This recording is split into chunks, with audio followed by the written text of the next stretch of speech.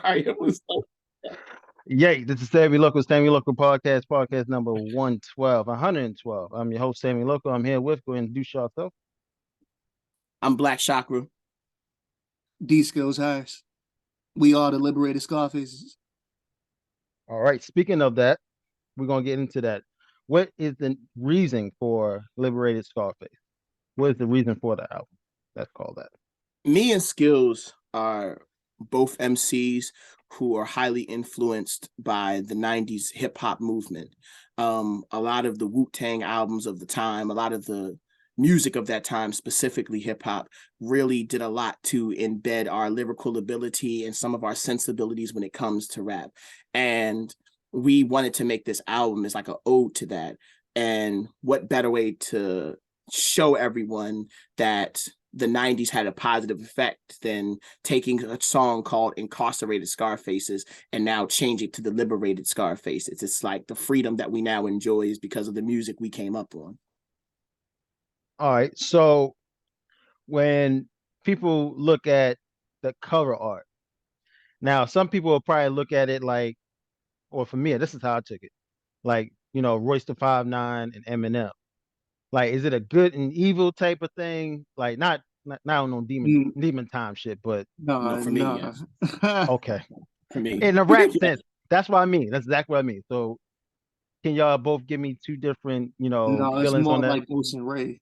Facts. It's more like Ghostface and Raekwon. Okay. But it's like Ghostface Killer if he grew up listening to Mob Deep and Mos Def, and it's like Raekwon if he grew up listening to Eminem and the Gravediggers and Big L.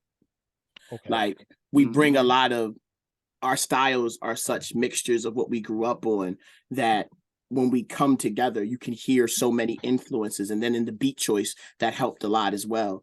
It was quite fun to do though. But yeah, definitely Ray Ghost. Yeah, and another like we paid homage. We dropped a lot of different like hip hop references. Like the very last song on the standard version, Eight is Enough, Eight is Still Enough. That is a reference to the Big L song, Eight is Enough, off of Lifestyles of the Poor and Dangerous. I mean, so just paying homage to those who came before us. But yeah, our vibe is more so like I would say a mix of like Mob Deep and Black Star. That makes any sense. All right. So, for both of you guys, what is one of your favorite songs on or making in for the album? Um, I'm not gonna lie, I had a lot of fun making Tylenol. I came to Skill's place to record, and he had just made that beat. And he was like, "Yeah, I'm not sure what to do with this beat I just made." I said, "Well, play it. Let's see if." And he played it, and I said, "You don't know what to do with this?" And I just started writing, and then like spitting that verse. I just had the time of my life. Had so much fun, and then I just liked the way the song came out. That's probably one of my ones I had the most fun making. For me, it'll either be In the Heat of the Night or Shane. All right. So, if everybody haven't listened to it yet, Shane is a reference, and to me, Shane O'Mac, wrestling fans. There's a lot of wrestling references in the album. How big of a fan was you guys of wrestling? Loved wrestling, man. Like I grew up a fan of the Attitude Era. Then what was after that? Well, Ruthless Aggression. Oh yeah. Bro, I am a humongous wrestling fan. Like it is not a fucking we're currently in my room. I want to leave camera and like show you all the shit that's in here so you can understand how big of a wrestling fan I am. But instead, I'll just do these impressions for you because you'll understand the madness once I show it to you. And if you don't understand the madness better, you will understand the American dream. Okay. Do I have to tell you about the thousands of people who made the sacrifice, dove the plane into the parts unknown? Well, let me tell you something, brother.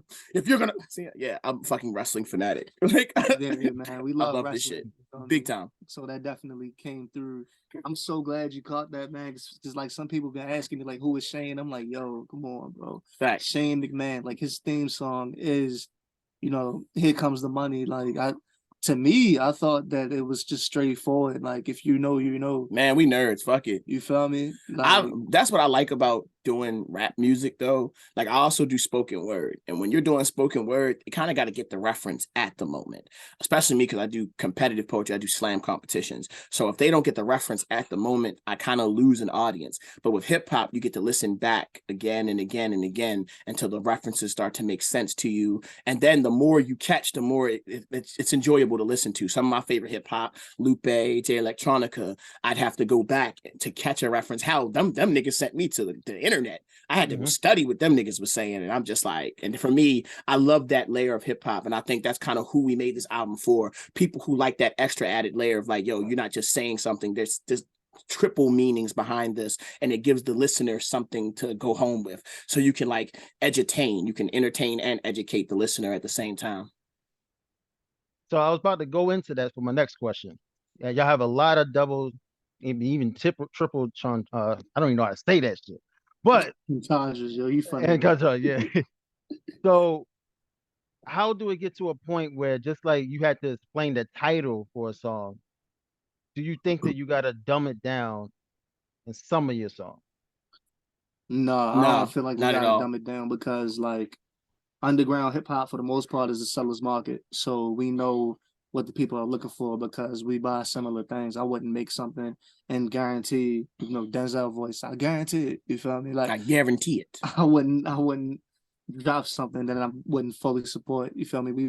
We came together to make the dopest project possible at the time between the two of us. So as far as dumbing it down, no, because I look at music like movies. My favorite directors are Spike Lee and Quentin Tarantino. And a lot of their movies, you have to watch it multiple times, or at least I had to watch them multiple times to catch everything. So I want to have the same effect with my music. If our music is too smart for you, then you are not my intended audience. You should not be listening. And if you're an idiot who decides to listen to my music, welcome, grab a dictionary and a Google and just go somewhere else with us. But yeah, my music isn't intended for those people anyway. Correct. Like I want to make you think, but I don't want it to be where it's like you got to be a rocket scientist, have a PhD to understand it. But like I would assume, like if I said something like, "I'm pulling more cards than Hallmark," you want to read me? Well, my first word is raw, like aardvark.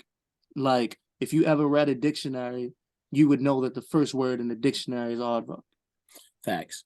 So I don't think that's, you feel me? Like yeah, we don't wish to appeal. One of the things I always have conversations about, because poetry isn't super commercial, and people are like, well, if this poet blows up, what about this poet? And I just told them, for me personally, Beyonce and Rihanna make very, very similar music, and there's room for both of them. So I never wanted to be Uzi. I never cared to sound like anything from this generation. I don't want that. And I think the audience that we are appealing to, they don't want that either. And those people will understand our references. Great. So I'm going to direct the attention to Dskillz since he has a song on the album called Love. Now, my question for you is, how deep do you get into as far as your personal life, as far as music goes? my music is, and they're hand in hand. They are very much so hand in hand. My music is very personal. I try not to get too personal with it, but sometimes it just leaks into the page. You know what I mean? I look at a beat like canvas, and then the rhymes will be the paint in that situation. But the rhymes very much so are derived from real life things that either I'm experiencing or things that go around me. Sometimes I combine situations. So if I know that certain things are going on, like I'll combine certain things, but very much so it's from my life to the page, very accurately give you give you my one and my two, so maybe you can three. You feel me? Rest in peace, Prodigy. Basically, when he said that, he was saying that he was speaking supreme mathematics. He was saying, I'm gonna give you my knowledge and my wisdom so maybe you can understand. And so it's a similar process when I write. So as far as you, Black Chakra, what is some limitations that you won't even touch when it comes to your personal life, when it comes to music? I'll talk about anything. I'm John Carpenter. I came here to tell you the scariest story possible. I want to say something so fucked up, crazy, and shocking that you will never forget it. That's what Big L did to me. That's what Eminem did to me. I catch wreck on any cassette deck. I'm so ahead of my time. My parents haven't met yet. The sting of that, I still feel it when I say it. Like I want to create this consistent ugly face in my listener. So for me, personal life is always, I'll give it, like, especially on my like individual albums, I'm always give at least 2 or 3 tracks that talk about my personal life. But I'm John Carpenter. I'm not here to make biographies and tell you all this pretty and emotional shit. I'm ready to make an MC scared. My music and my verses are designed to put fear in the heart of an MC. And that's why I get so crazy. I make a nigga never want to stand in front of me. Okay. So for you, what is your most personal song that you ever made? The most personal song I ever made.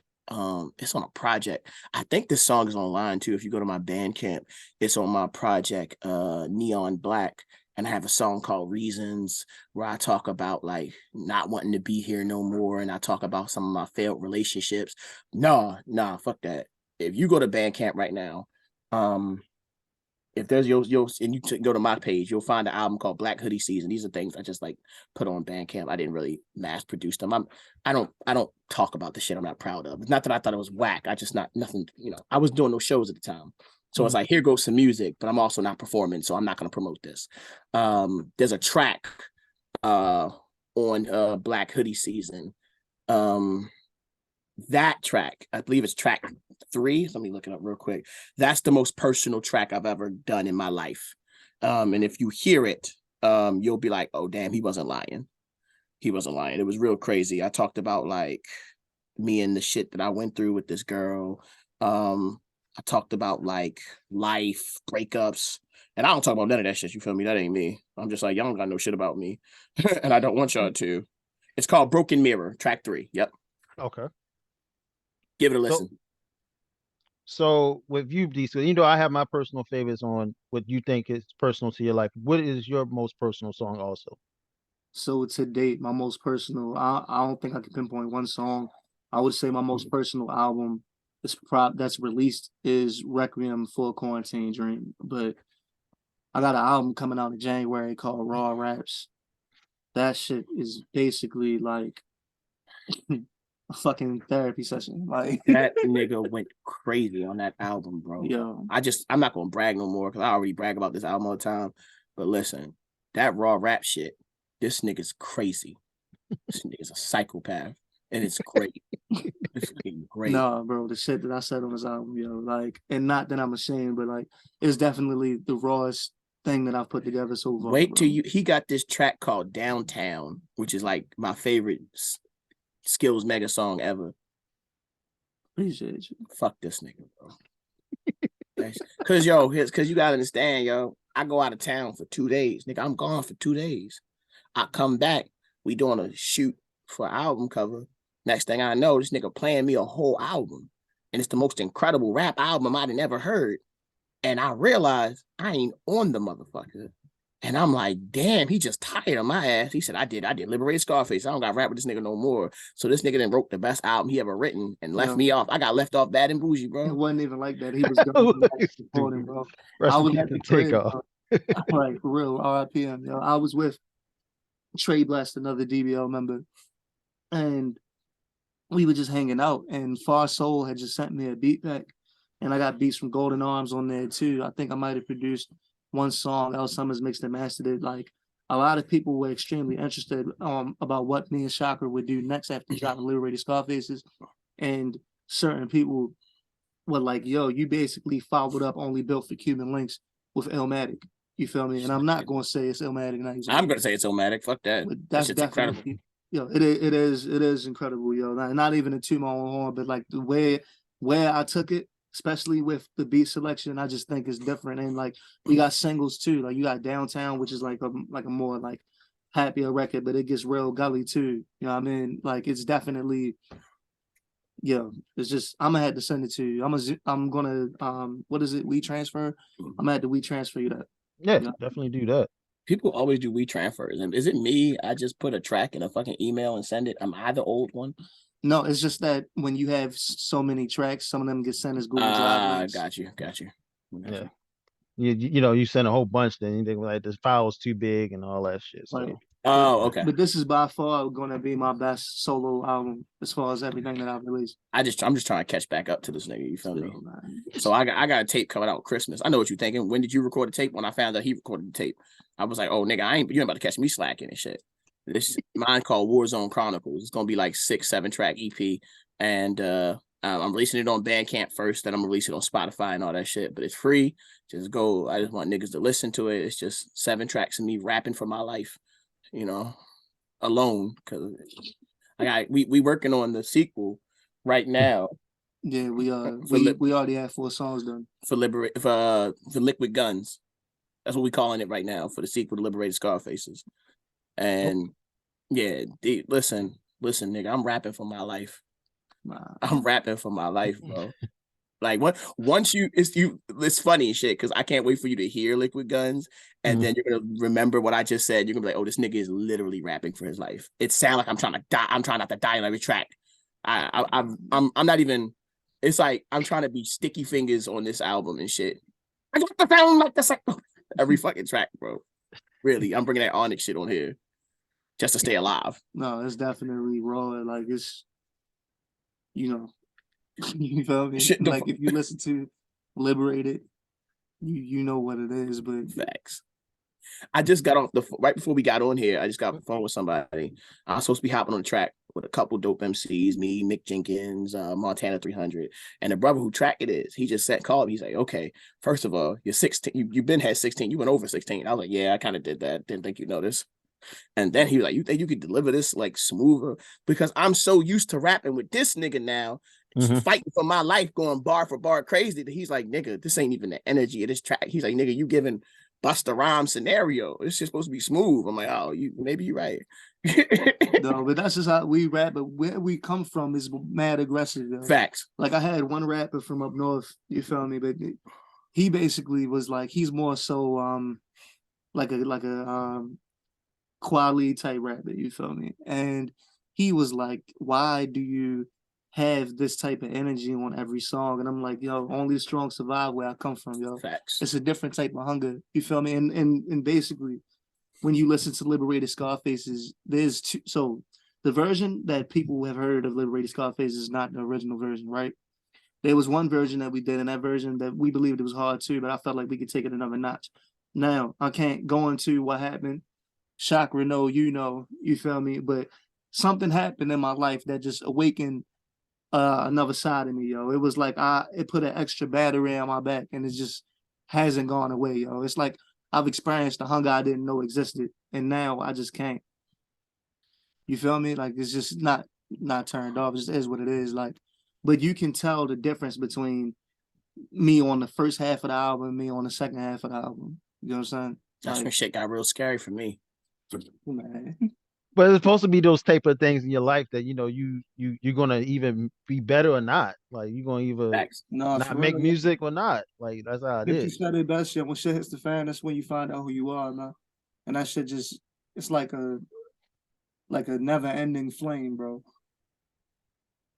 So going into making an album, we're talking about the good things, the pros into it. What are the cons of making an album just with you two? Well, we're both perfectionists, so it's like what other people would consider dope, we would consider mediocre. Not to talk shit, but it's like I've seen niggas, I ain't gonna say no names, but I've seen niggas go into the booth and they know that what they spit wasn't a fire 16. It was a good 16, but only 12 of it was hot. You feel me? Only 10 of it was hot, but it's passable because everything rhymes. Like, yo, if we not putting our best foot forward, we're not gonna do it at all. You feel me? So it's just a tedious task of getting it to where we know it can be taken. Because of where we want to take it is higher than what most people, like a lot of people are cool with. It's like college, right? Like the whole C's get degrees shit. Like, yeah, yo, you'll pass and you'll move forward, but you didn't really, you know what I mean? Like, it's not the best thing that you could have put out there. Anything that we put our name on, it's like we guarantee that it's like on some Frank Lucas Blue Magic shit. Remember when he went up in a movie in America, he went up to Nicky Barnes. I guarantee it. Right, he went up to Nicky Barnes and was like, yo, you stepping on it.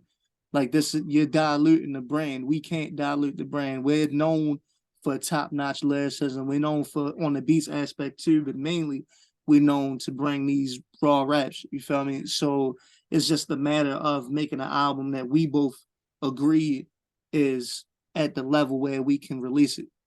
Yeah, I agree with everything he said.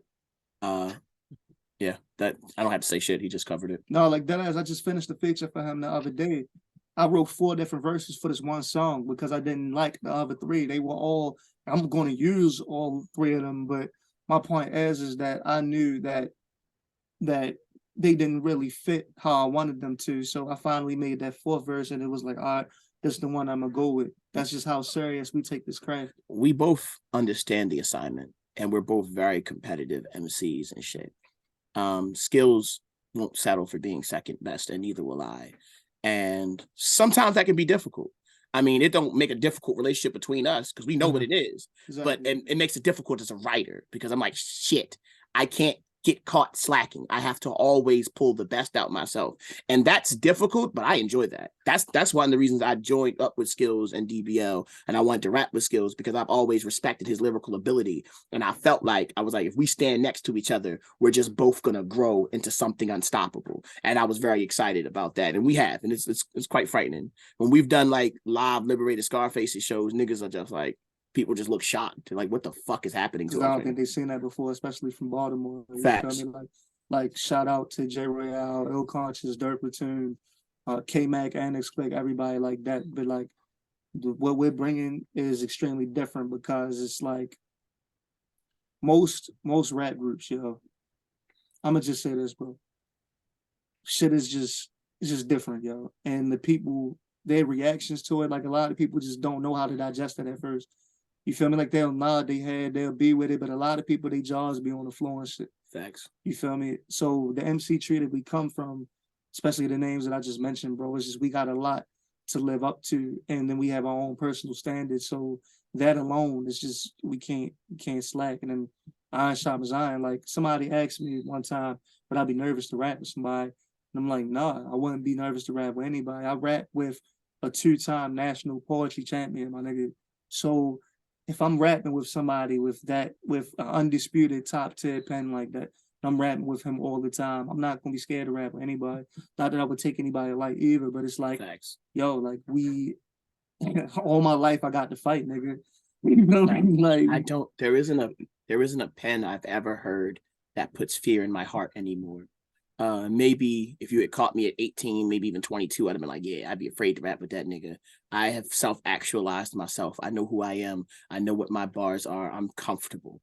And that comfortability allows me to be the best I could be ever. So like me and Skillz, we have that same mindset where niggas like, would you be afraid? I'm not afraid to rap with anybody. There is not a nigga. I am waiting for my opportunity. Like me and Skillz both want to be pillars of underground hip hop. Facts. Like Sean Price or Redman, Team One, people like that. I'd like to be MF Scarf. I'd like to be MF Sky Zoo. That's my goal, to be as classic as Sky Zoo, but as lyrically revered as MF Doom. Right. But also, like, I am down, bro. Like, whatever lyricist wants to smoke, I am here for it to bring the best bars possible. And it ain't even no beef shit. No, it's just a test of the pen, but Facts. That's what it comes from. It comes from being competitive, yo. Facts. I never want an MC to be like, yeah, Chakra gave me a verse and he cheated me. Nah, I never want that. So backing up from the album, explain you guys how you guys, met each other and, your first starts, no homo, but, of seeing each other. Yeah, I gotta say no homo, these days, niggas, Nah, so basically, yeah, I feel you. But nah, I met Chakra in 2016 at Artscape. He was rapping across the street at the Why Not lot, and he was doing these 2 songs. One was called Brain Damage, and the other one was called Carried Out to Carry Out. And I was like, yo, this nigga's amazing. Like I was like an extremely cocky nigga back then. I let the bars and shit talk now, you feel me? But I was an extremely cocky nigga back then because I had mad battles, was embarrassing niggas left and right type shit on the battle scene. So I thought I was unfuckwittable. Chakra, the only nigga I've ever heard in Baltimore, one of the only niggas, period, that I've ever heard rap where it was like, oh, my pen not as sharp as I think it is, or I could sharpen this pen more. You feel me? Niggas couldn't tell me I wasn't Exhibit C nice. I mean, but I heard Chakra rap and I was like, oh, this nigga's different. And the person that I went to that event with already knew him from the poetry scene, and she introduced me to him, and he was like, oh, like, all right, like we was talking and shit. He was cracking jokes and shit. And we exchanged information like on IG and shit. And I was like, yo, I rap too. I'm nice. He was like, okay. Like it wasn't like a pejorative negative thing, but like everybody, everybody that raps say that they nice, bro. Yeah. So, I mean, and then like I'm a younger dude too. So, but even though I'm a younger dude, I still was around during the era where you had the cypher and you had the battle. You feel me? So he was like, all right. And I was like, all right, so I'm really gonna tag him in one of my videos so he can see what I'm talking about. And he was like, oh, you weren't lying. And I was like, yeah, bro. He sent me a track that he did with his friends and this other rapper. I ain't gonna say no names. And he ate everyone so viciously. Like first of all, I was impressed. I was just impressed. I said, oh, this nigga really can rap. And some niggas say they can rap. It's like, yeah, they can rhyme a pattern. You can rap. No, this nigga got bars. This nigga is a monster. And I was like, oh, this is scary. Especially once I found out his age. I'm like, you're not supposed to be this good at this age, nigga. This don't make no fucking sense. And then I saw him live and I was like, oh no, it's not even just a track thing. I'm impressed live too. My homeboy, rest his soul, he was with me at that live event. And he was like, man, you know how you always used to want to get that rap shit thing? You want to do that rap shit thing with a group and shit? Because years ago I was with a group. Some things didn't work out with the group, so that never got off the ground. He was like, yo, if you ever try to do the group thing again, he's like, them niggas. He's like, them niggas take this shit seriously. He's like, and they would make you actually step up because them niggas got bars, bro. He's like, yo, they come from the same shit you come from, boom, bap, and bars. And so when quarantine, my homie passed away 2019. So like 2020, I'm sitting in quarantine, I'm writing all these raps. And I had heard another rapper by the name of Myclopedia, who's very talented lyricist and MC. And once I found out that he was with DBL too, I was like, okay. There's at least 2 certifiable monsters in this group. I won't be out of place here. So that's what made me join this shit like that. But I have an immense respect for Dskillz' pen and the performance ability. The shit is ridiculous. And his mind for hip hop. Dskillz is kind of a hip hop genius. And it's crazy. I've never seen someone who had like, I don't know, idiot savants for understanding what hip hop is as far as like to produce it, to make it. Like he started making beats like, I don't know, a year ago, if that. And he makes like some of the best boom bap beats I've ever heard. It's almost effortless for him to pick up a new talent in hip hop as far as songwriting, hook making. That's why Raw Rats fucked me up, because I knew Dskillz, and then he just turned up and I saw a new Dskillz. So I was like, yeah. So like rapping with him for me is a no-brainer. Then like the thing that's unique about our dynamic is that we both are equally talented on the microphone. We both understand the assignment, but we both have different styles. We don't sound alike. Thanks. But we both love wrestling and hip hop and different things like that. But like you more so have a horrorcore style. Mm-hmm. And people label me conscious. I think that I speak on conscious things, but I don't necessarily see myself. You just Muslim. That's all. Like, you conscious. No, nigga, I'm just Muslim. So, I got knowledge of self, yo. Facts. Those who know, man. Okay. So I'm just gonna get a background check on Black Chakra. Pretty much we got most of what we got from you. But to dig deeper into you and like understand your daily life, like what makes Black Chakra Black Chakra? I write consistently. I listen to hip hop and battle rap consistently. When I'm not listening to something, I teach poetry and hip hop. So I'm consistently going over the basics. Rebuilding your foundation by going over the basics again and again and again and again helps you stay ahead of everybody. Because once you have a proper and solidified understanding of the basics, it just makes everything else better. Like there's a formula, not formulaic. I don't want no one to think my raps are formulaic, but there's a formula. I see how to make a punchline work. I see how to put a flow onto something. I see how to make a bar work. Same thing in my poems. I see what my best poems are and how to mimic that into something better, or how to take a part of that and to create a new thing, stuff like that. Because that's what I do. I study the science of words and how lyricism works. I must have been 11 when I stopped listening to hip hop for beats and shit like that. And I just was breaking down flows and lyricism. So hip hop to me is like this magic, all-powerful alternate universe of words and language where you can contort the sound of things and shit. So I hear that now. And now that I spent years hearing that, I just spend years figuring out how I can mimic it into something of my own and create that. And that's what my day is like pretty much all day long when I'm not with my girlfriend or helping my stepson with his homework or taking my daughter out. This is what I do. Hip hop is my all. Hip hop and spoken word poetry, writing lyricism is my entire day. And when I'm not writing it, I'm teaching it. When I'm not teaching it or writing it, I'm probably asleep or watching a movie. Gotcha. So, since you're Black Chakra, what is the most important chakra you use on a daily basis? Definitely the throat chakra. Okay. Definitely the throat chakra, because the shit I have to say is ridiculous. But the reason why my name is Black Chakra is because the energy I give is a culmination. You know, black is the culmination of all colors, Yep. and it's all the chakras in your body channeled at one time, being released every time I hit the stage, every time I hit a microphone. So it's all the colors, all energy, every bit of it, one time, one punch. So I try to hit everybody with everything inside me. But the throat chakra, yeah, I've spoke to people. It's an interesting thing. I'm blessed enough to do poetry. You know, I teach it and I do it for a living. Like I'm blessed enough to love what I do. And people have told me, there's like, when I see you perform, I can see a glow. It's like, nigga, there is something different. Like you can literally see the chakra. You can see it. It's like, nigga, when you hit, like multiple people have told me this, and other people, you know, more Christian people who are on the more hermetic spiritual side, but more on the religious spiritual side, they were like, yo, when you're up there, I can tell that you are doing what God put you on this earth to do. And, you know, and that's because of what the words and the energy and the power and just taking responsibility for the words and what you're saying out your mouth has a lot to do with it. What's the least chakra you use every day? A pelvic one.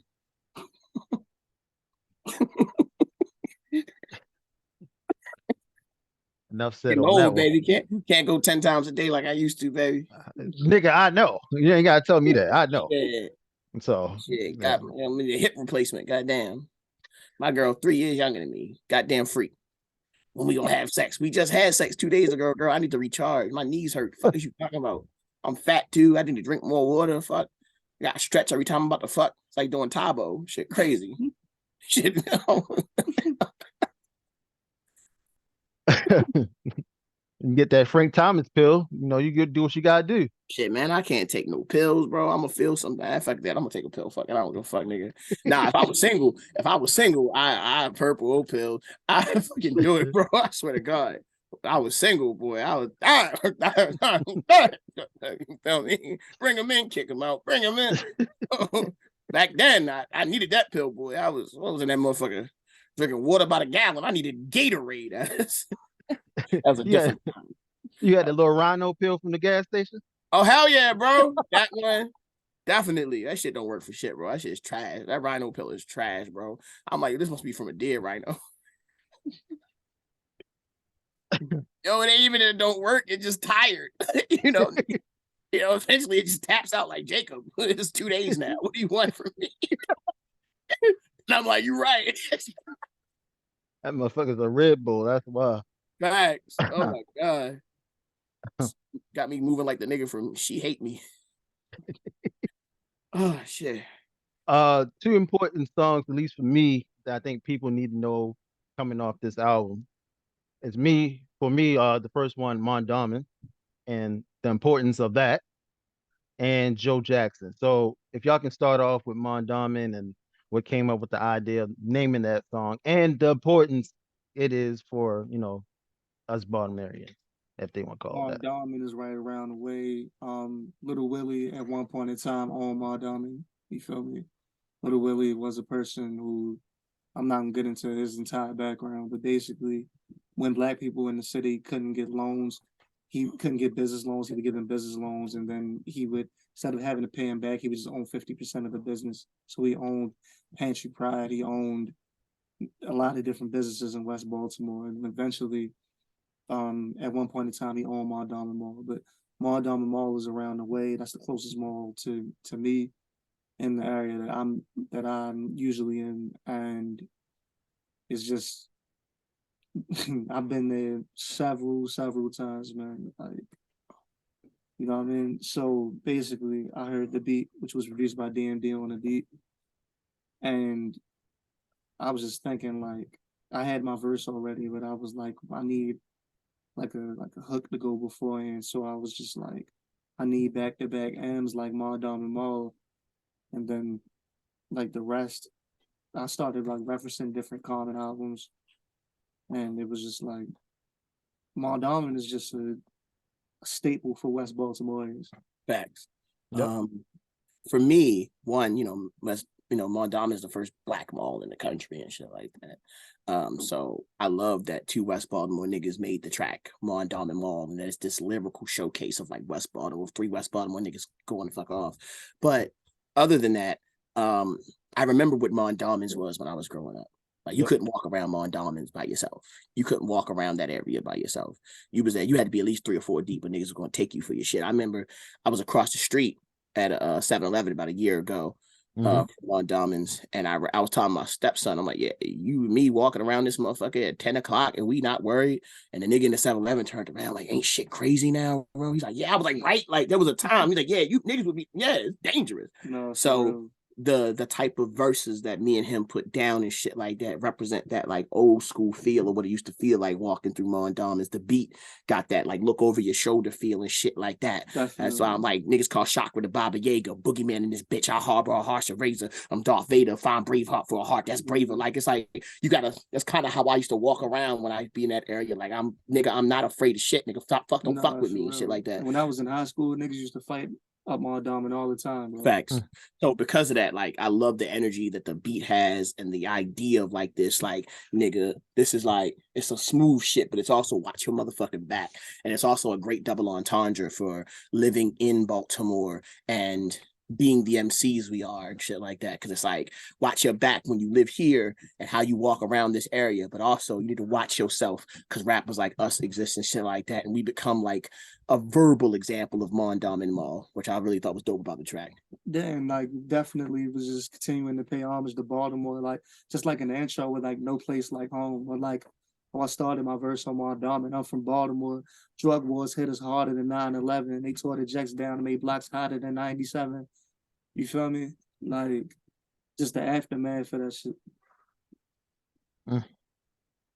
And the next song that I like is Joe Jackson. Some people might look at it wrong, but I mean, fuck them, bro. They ain't take it how they gonna take it, bro. It's hip hop, you know. You feel me? Battle me. You don't like it? Beat me in a rap battle. What came up with that? Like, what was the, I guess, behind the scenes thought coming up with that? Oh man, we got this thing that happens between us as like MCs when producers send us a beat and that shit just you hear it and you're like, oh, this the one. And it's this feeling that like on our Raid album, Rappers Are in Danger, the track Rappers Are in Danger, the nigga sent us the beat and we heard it and we all just started writing. We all just put our pen to work. He sent us the beat and we sent him a recorded song in less than an hour. And he was like, what the fuck? I just sent this to y'all. Because there's something that happens. We get in this mode. And I think when we all heard the beat for Joe Jackson, there was this ugly face and there was this understanding of the assignment and shit. And we all just went at it. And the whole idea of like this cipher beat you to greatness like Joe Jackson. And then, Michael P. I'll be the fuel that's starting the fire. Like, like this understanding that you have to fight for everything. And I think that's a part of what we about as a group. This understanding of where we exist in hip hop sphere and in Baltimore sphere of understanding hip hop and this fight to make it even past people's ideations of boom bap hip hop. So I think Joe Jackson speaks on a lot of that. How important do you think Joe Jackson was, at least for music? Extremely important. They wouldn't have been that successful if he didn't do what he did. I'm not saying that the ass like, he was fucking them up, yo. But at the same time, yo, like, bro, he got the desired result, my nigga. Look, yo, he put his family in a position where they're not gonna have to want for anything for generations, bro. Like, yes, you would hope that he would be able to accomplish that without all them ass whippings. But Joe Jackson is a perfect example of the Negro struggle in modern America as it exists, specifically in the understanding that greatness must be obtained through pain. Freedom was obtained through pain. Even this country was built on pain. So what he did to his kids is nothing but the embedded, indoctrinated understanding that Black people have had for years, that success means it's going to cost us happiness and good times and sometimes mental sanity. So when I think of Joe Jackson, I think of the American dream copy and pasted, and he understood it, even if sometimes that dream had to be a nightmare. So how you guys feel about the cancel culture?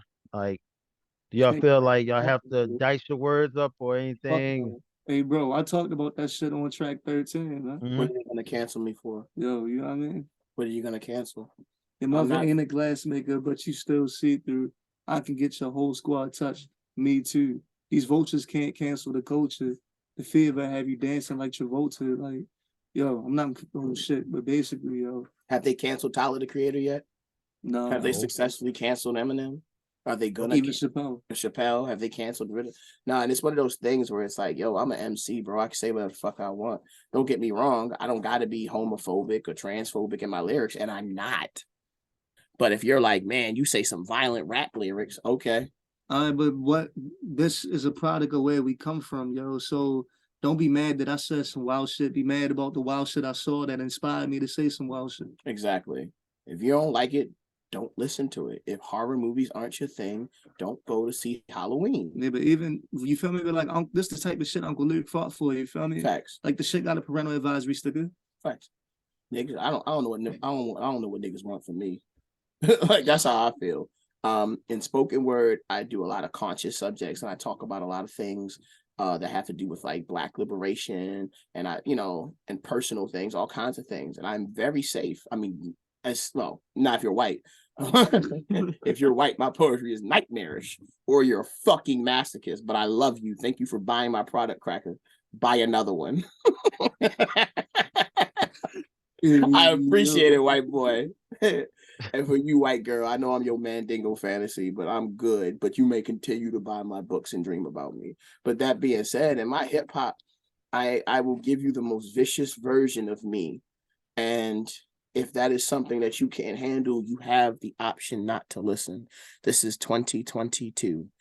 Niggas don't even have to listen to the radio, because you could just hook your phone up and listen to your YouTube playlist or your Spotify.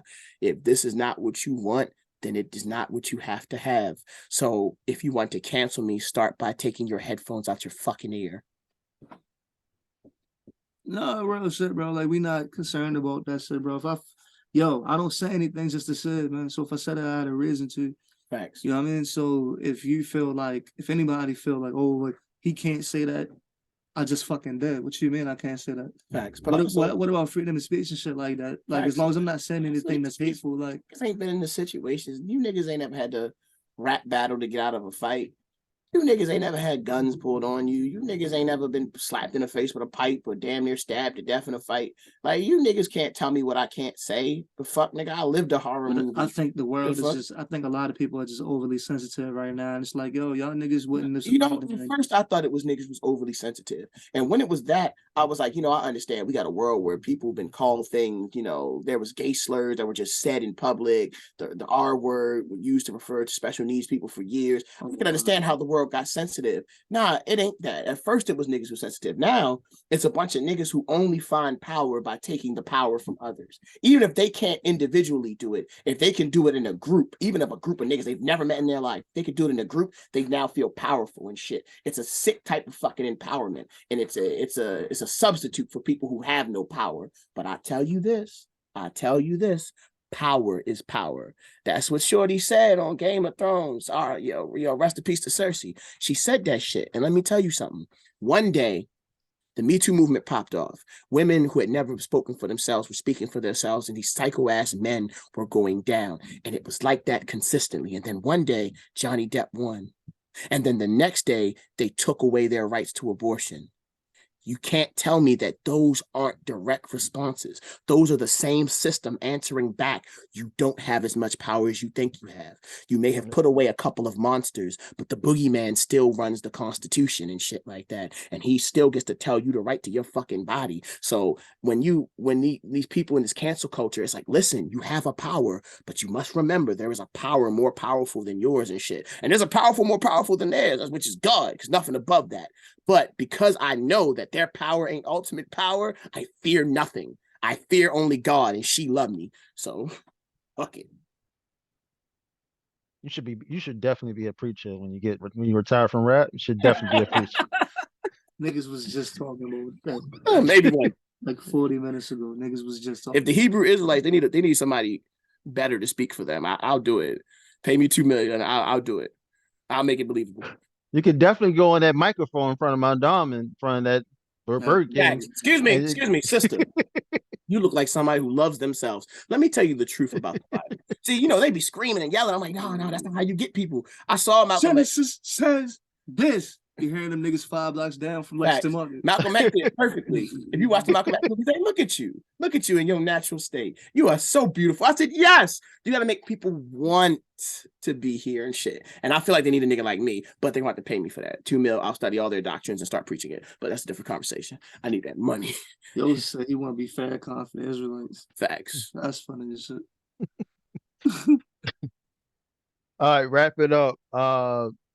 What is you guys' future as far as, like, we already know about, liquid guns and raw rap.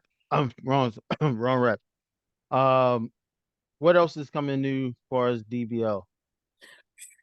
I just got back from the Loud Fest in Houston. Went very well. As far as what next goes, man, shit, me and Chakra album release party in January. Okay. Thanks. I'm dropping Warzone Chronicles on Christmas. And January, I'm dropping another tape called Kaiser Soze. Sometime in April for National Poetry Month, I'll be dropping a book, and I'm dropping an album. They're not congruent. The rap album, and it's going to be a poetry book. And the rap album I'll be dropping then is Sharpshooter, the sequel to my Crippler Crossface. And then I'll be dropping a spoken word CD called Killmatic sometime in June, July. I'm very busy, nigga. I've been recording and writing a lot, so gotta. No doubt. I believe in the Griselda method. Griselda just floods the internet with so much shit that it's like you never can stop listening to them. And I just believe that that's the way to do it, because once you do get a following, your following can't go, well, what about, we want to hear some more shit. It's like, no, just go keep looking. Just go down that tunnel. You're going to keep finding shit for me. And like, that's what I want for my fans. That's what I want for DBL fans. Also on top of that, I don't know if you want to talk about, your trip down Texas, Dskillz. Explain to everybody, all the things you was telling me about, your experience there. Oh, bro, it was dope, man. Like, Lil Flip was the headliner the first night. Zero was he was the headliner for the last night, man. It was people from all over, like mainly Texas, but like, I was holding down the East Coast. I was very much so shocked at their response to my style, because most of them were doing like Southern type music, Southern based type of hip hop. You know what I mean? And when I went up there, I did an acapella verse, then I did Shane, and they were very much so receptive to it. Like, they definitely was showing love to that more lyrical style, man. Like, it was a good. I did mad interviews while I was down there too. Like, it was just a great opportunity.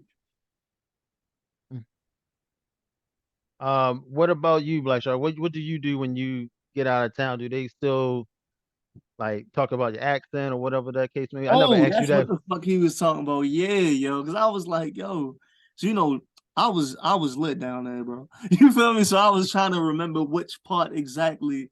All right, yo. Yeah, bro. It was hella jokes, bro. This girl came up to me and she was like, oh, like, you got to keep doing what you're doing. Like, you hard as fuck for real. I was like, thank you. She was like, oh, I was on the phone with a guy, had the AirPods in, and she was like, he could hear you. I'm like, he heard me through the AirPods. She was like, yeah. And he was like, he liked what you were saying. And he was like, "Where are you from?" I was like, "I don't know, but he from up north." And then I said something, and yo was like, "That nigga from Baltimore."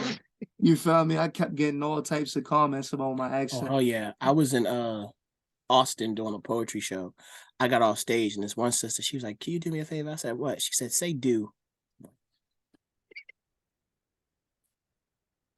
Oh no, bro. I'm like, "Are you fucking serious, bro?" Like this Baltimore shit. But also, you know, in the poetry world, it's a little different because like Baltimore is the #1 competitive slam team in America, and we've won majority of all the national poetry slams in the last decade. So because of that, we've I won't say decade, I will say from 2016 to now. And individual competitions as well. Me, Breon, several others. So because of that, like we got a little bit more respect. Don't some people still have shit to say? Oh, people don't like us, nigga. It's crazy. I could tell you stories, bro.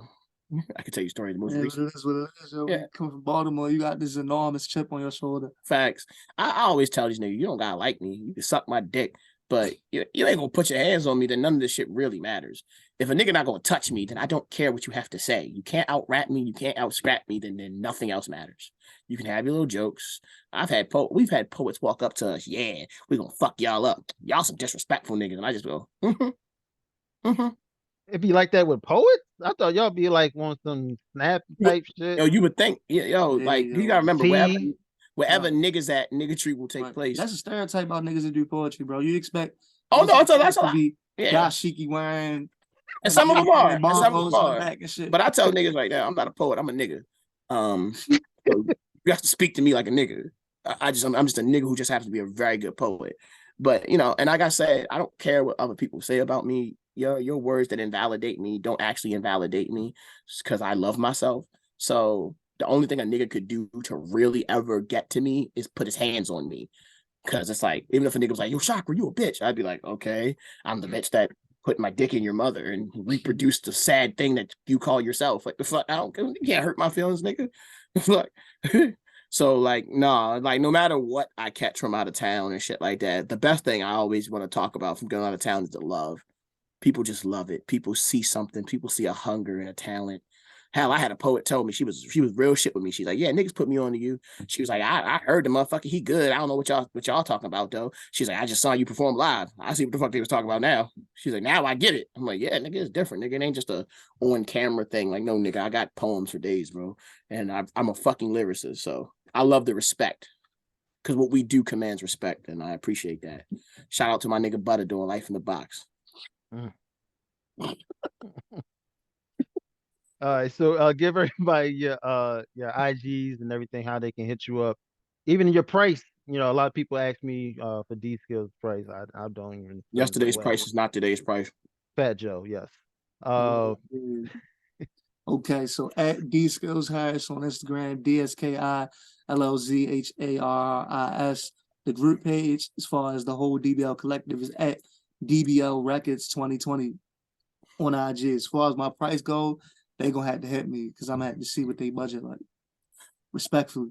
You can follow me everywhere but home. I'm Black Chakra 88 on Instagram and Twitter. BLACKCHAKRA 88 on Instagram and Twitter. As far as my price, my manager's email is bmorevoicesmgt@gmail.com. I don't speak numbers. My management do. You want to talk numbers, you hit up my management.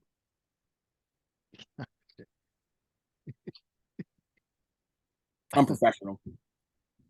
That was very professional. That is a wrap for Sammy Local podcast number 112, 112. 112. And we're out.